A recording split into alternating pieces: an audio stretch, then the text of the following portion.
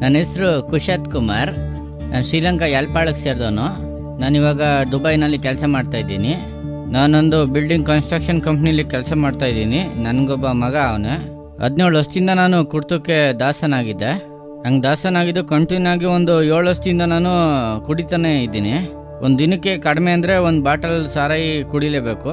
ಕುಡಿಲಿಲ್ಲ ಅಂದರೆ ಕೈ ನಡುಗ್ತದೆ, ಕಾಲು ನಡುಗ್ತದೆ, ಊಟ ಮಾಡೋಕ್ಕಾಗಲ್ಲ.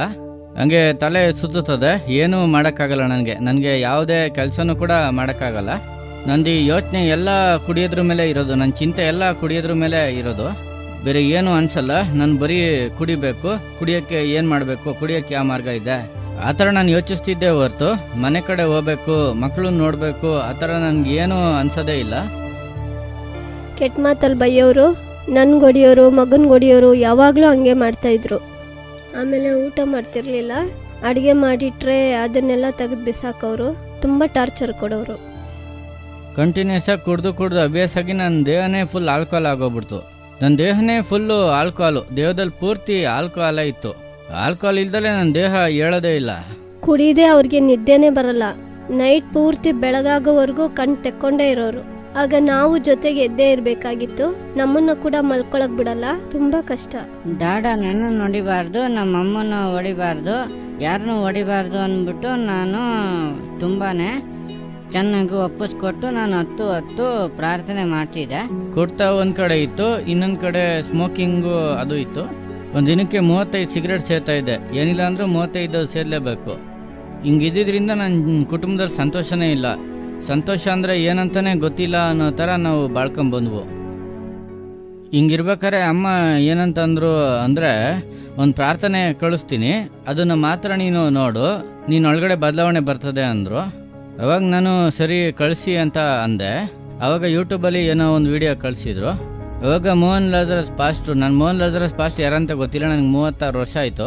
ಅವ್ರನ್ನ ಇದುವರೆಗೂ ನಾನು ನೋಡೇ ಇಲ್ಲ. ಅವ್ರ ಮೆಸೇಜು ಏನೂ ನಾನು ನೋಡೇ ಇಲ್ಲ. ಅವ್ರದ್ದು ಏನು ಹೆಂಗಿರ್ತದೆ ಅದು ಏನು ನನಗೆ ಗೊತ್ತಿಲ್ಲ. ನಾನು ಸುಮ್ಮನೆ ನೋಡಿದೆ.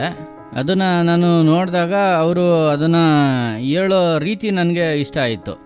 ಅವರು ಮಾತಾಡೋ ರೀತಿ ನನಗೆ ಇಷ್ಟ ಆಯಿತು. ಅವರು ನಾನು ಅನ್ನೋ ಸ್ವಾರ್ಥ ಇಲ್ಲದಲೇ ತಗ್ಗಿಸ್ಕೊಂಡು ಮಾತನಾಡೋದು ಅದೆಲ್ಲ ನನಗೆ ಇಷ್ಟ ಆಯಿತು. ನೋಡಬೇಕು ಅನ್ನಿಸ್ತು. ನಾನು ಹಂಗೆ ಯಾವಾಗಲೂ ಅವ್ರ ಪ್ರಾರ್ಥನೆ ಎಲ್ಲನೂ ನೋಡುವೆ, ಅವ್ರು ಹಾಕೋ ಎಲ್ಲ ಪ್ರೋಗ್ರಾಮ್ನು ನೋಡುವೆ. ಅದರಲ್ಲೂ ಮುಖ್ಯವಾಗಿ ಈ ಪ್ರಾರ್ಥಿಸೋಣ ಬನ್ನಿ ಕಾರ್ಯಕ್ರಮ ಇದೆಲ್ಲ, ಅದು ನಾನು 1 ವರ್ಷದಿಂದ ನೋಡ್ತಾ ಇದ್ದೀನಿ. ಒಂದು ದಿನನೂ ಅದನ್ನು ಮಿಸ್ ಮಾಡಿಲ್ಲ. ನಾನು ಯೂಟ್ಯೂಬಲ್ಲಿ ಹಂಗೆ ಯಾವಾಗಲೂ ನೋಡ್ತಾ ಇರುವೆ. ಕುಡ್ಕರಿಗೆಲ್ಲ ಪ್ರಾರ್ಥನೆ ಮಾಡಿದ್ರು, ಅವ್ರ ಸಾಕ್ಷಿ ಎಲ್ಲ ಹಾಕೋರು. ಆ ಸಾಕ್ಷಿಗಳು ದೊಡ್ಡ ಬದಲಾವಣೆ ನನ್ನಲ್ಲಿ ಉಂಟು ಮಾಡ್ತು. ಪಾಸ್ಟ್ರು ಹೇಳೋರು, ನೀವು ಕುಡ್ತಕ್ಕೆ ದಾಸರಾಗಿರೋರು ಏಕಮನಸ್ಸಿಂದ ಪ್ರಾರ್ಥನೆ ಮಾಡಿ, ನೀವು ಬಿಡುಗಡೆ ಆಗಬೇಕು ಅಂತ ಪ್ರಾರ್ಥನೆ ಮಾಡಿ, ನಿಮ್ಗೋಸ್ಕರ ನೀವೇ ಪ್ರಾರ್ಥನೆ ಮಾಡಿ, ನಮ್ಮ ಜೊತೆ ಸೇರ್ಕೊಂಡು ಪ್ರಾರ್ಥನೆ ಮಾಡಿ ಅನ್ನೋರು ಪಾಸ್ಟ್ರು. ಮೋಹನಯ್ಯ ಆಗ ಅವ್ರ ಜೊತೆ ಸೇರಿ ಪ್ರಾರ್ಥನೆ ಮಾಡ್ತಿದ್ದೆ. ಹಂಗಿದ್ರು ನಾನು ಕುಡ್ಕೊಂಡೇ ಮಾಡ್ತಿದ್ದೆ, ಕುಡಿದಲ್ಲೇ ಏನು ಮಾಡ್ತಾ ಇದ್ದಿಲ್ಲ, ಕುಡ್ಕೊಂಡೇ ಪ್ರೇಯರ್ ಮಾಡ್ತಿದ್ದೆ. ಹಂಗೆ ಮುಂದುವರೆದು ನಾನು ಪ್ರಾರ್ಥನೆ ಮಾಡ್ತಾ ಒಂದಿನ ನನ್ನೊಳಗೆ ದೊಡ್ಡ ಬದಲಾವಣೆ ಬಂತು. ದೊಡ್ಡ ಒಂದು ಬದಲಾವಣೆ. ಕುಡಿಬೇಕು ಅನ್ನೋ ಯೋಚನೆ, ಸ್ಮೋಕ್ ಮಾಡಬೇಕು ಅಂತ ಯೋಚನೆ ನಂಗೆ ಸ್ವಲ್ಪನೂ ಬರಲೇ ಇಲ್ಲ. ಈಗ ನಮ್ಮ ಯಜಮಾನ್ರು ಡೈಲಿ ಕುಡಿಯೋದಿಲ್ಲ, ಸ್ಮೋಕ್ ಮಾಡೋದಿಲ್ಲ, ನನ್ನನ್ನು ಹೊಡಿಯೋದಿಲ್ಲ, ಮಗನಿಗೂ ಹೊಡಿಯೋದಿಲ್ಲ. ಫ್ಯಾಮಿಲಿಯಾಗಿ ಹ್ಯಾಪಿಯಾಗಿದ್ದೀವಿ. ಈಗ ಯಾವಾಗಲೂ ಬೈಬಲ್ ಅಂತ ಬೈಬಲನ್ನೇ ಓದ್ತಿರ್ತಾರೆ. ನಮಗೂ ಹೇಳ್ತಾರೆ ನೀನು ಬೈಬಲ್ ಓದು ಅಂತ. ಅವರನ್ನು ಒಳ್ಳೆ ಮನುಷ್ಯನಾಗಿ ಬದಲಾಯಿಸಿ ಕೊಟ್ಟಿದ್ದಕ್ಕಾಗಿ ನನಗೆ ತುಂಬ ಸಂತೋಷ. ಈಗ ನಮ್ಮ ಕುಟುಂಬದಲ್ಲಿ ಜಗಳ, ಹೊಡೆದಾಟ ಅದೇನೂ ಇಲ್ಲ. ತುಂಬ ಸಂತೋಷವಾದ ಲೈಫ್ ನಮಗಿದೆ. ಅದಕ್ಕೆ ನಾವು ಸಂತೋಷ ಪಡ್ತೀವಿ. ಏಸಪ್ಪನಿಗೆ ವಂದನೆ ಹೇಳ್ತೀವಿ. ಡಾಡ ನನ್ನ ಜೊತೆ ಇವಾಗ ತುಂಬ ಪ್ರೀತಿಯಿಂದ ಇದ್ದಾರೆ. ಅಮ್ಮನ ಹತ್ರನೂ ಪ್ರೀತಿಯಿಂದ ಇದ್ದಾರೆ. ಡಾಡ ನನಗೊಂದು ಲಾಲಿಪಾಪ್ ತಗೊಡಿ ಅಂತ ಹೇಳಿದ್ರೆ 1ಕ್ಕೆ 2 ತಗೊಡ್ತಾರೆ. ಇವಾಗ ಕುಡ್ತದ ಅಭ್ಯಾಸದಿಂದ, ಸ್ಮೋಕಿಂಗಿಂದ ನನ್ಗೆ ಬಿಡುಗಡೆ ಕೊಟ್ಟಂತ ಏಸಪ್ಪಂಗೆ ಕೋಟ್ಯಾನ್ ಕೋಟಿ ಸ್ತೋತ್ರ.